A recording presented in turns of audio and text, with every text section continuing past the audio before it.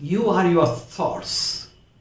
In my last video, I talked about handling our fears. Today, let's focus on our mind.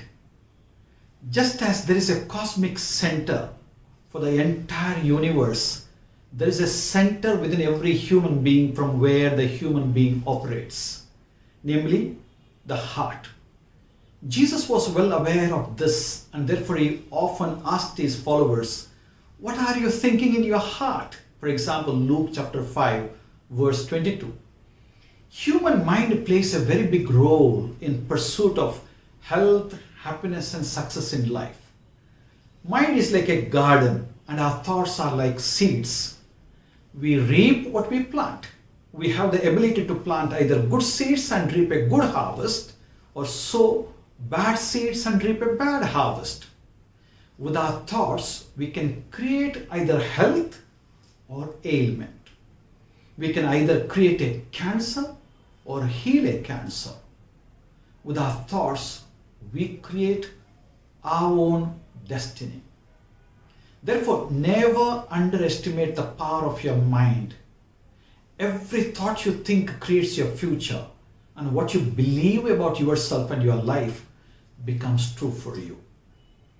Before you verbalize your thoughts, you are already saying it in your mind.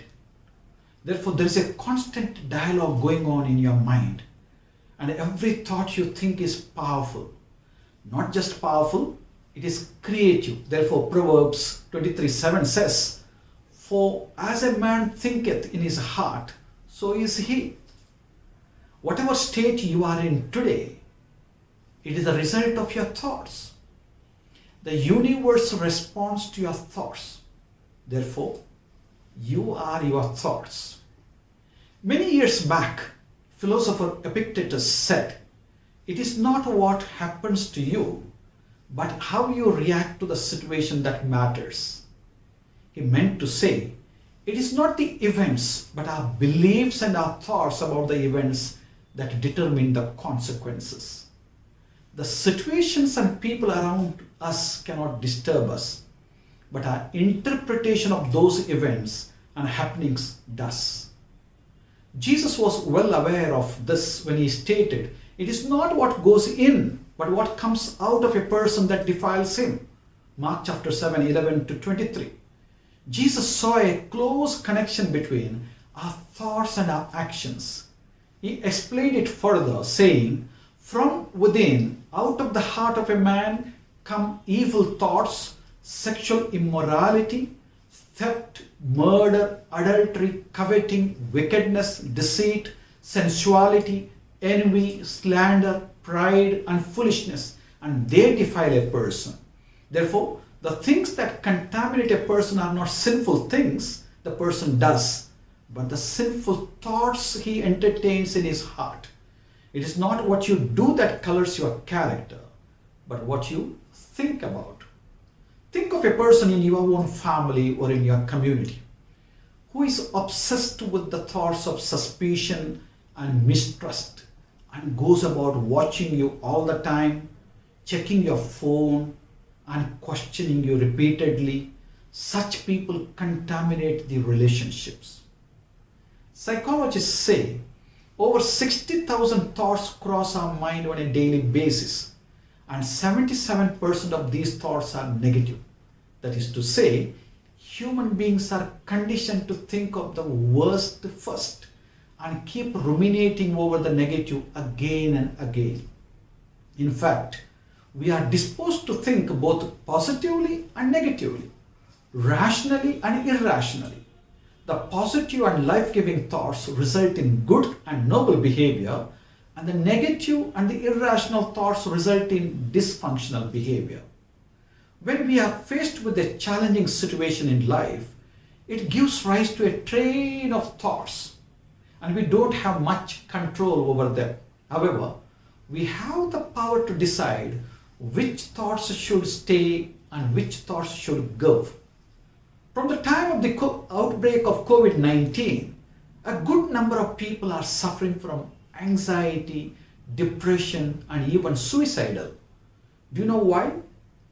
These are the people who focus on what is missing and what is lacking in life rather than what is positive and what is working.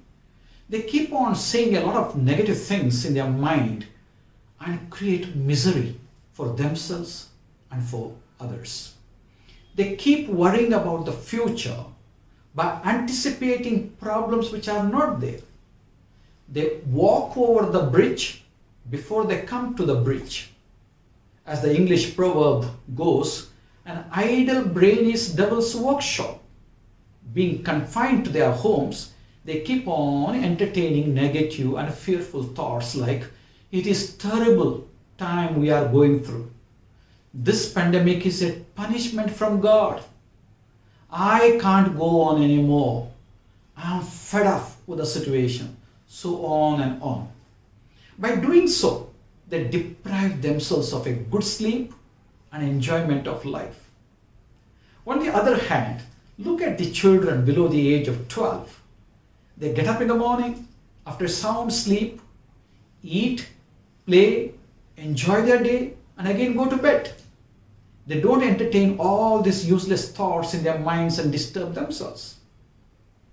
We human beings have a tendency to exaggerate our fears or awfulize the negative events, making a mountain out of a molehill.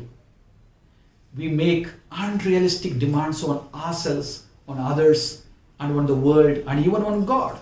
Demands like, I must not suffer, I should not have any inconvenience, I must not contract coronavirus, etc. make us frustrated in life because it is not always possible to meet our demands in every situation.